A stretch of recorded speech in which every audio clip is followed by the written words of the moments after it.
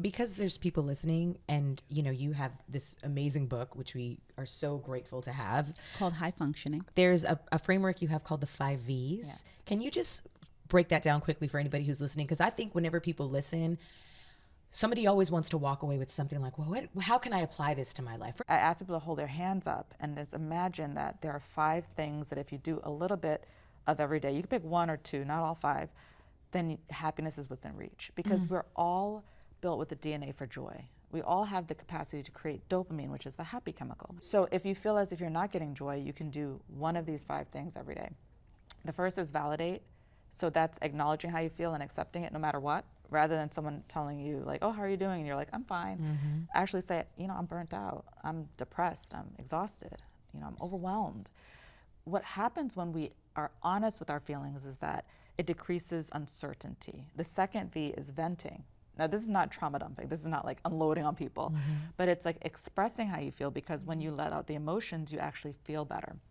And you can vent in many ways. I treat a lot of artists who sing, they paint, they dance, or people journal, you know, if you don't feel comfortable talking with someone about it. But you can vent in a way that feels authentic to you. And then the third is values, and these are things that are priceless, not things with price tags, giving back to the community, right? And what you do every day helping other women feel seen and heard. You know, those are the things that bring you joy. And then the fourth V is vitals. So we only get one body. I tell my daughter every day, you know, how many bodies did God give you? And she goes, 1, Mommy. I've been doing this since she was like 2. And I say, what do you have to do with it? And she goes, I have to take care of it.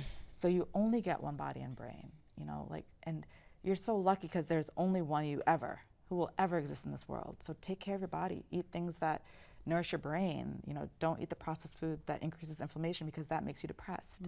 Get movement in. And then the fifth is vision. So I put vision in there because many of us, we do great things, including myself, and you're just on to the next. But celebrate your wins. You know, when you do an episode and you help people, you know, like, do something nice for yourself. Acknowledge it. Don't just be like, okay, next, when are we planning the next episode, right? Really celebrate your wins, because tomorrow is not promised. And you want to plan joy in the future with a vision so that you keep moving forward instead of getting stuck in the past.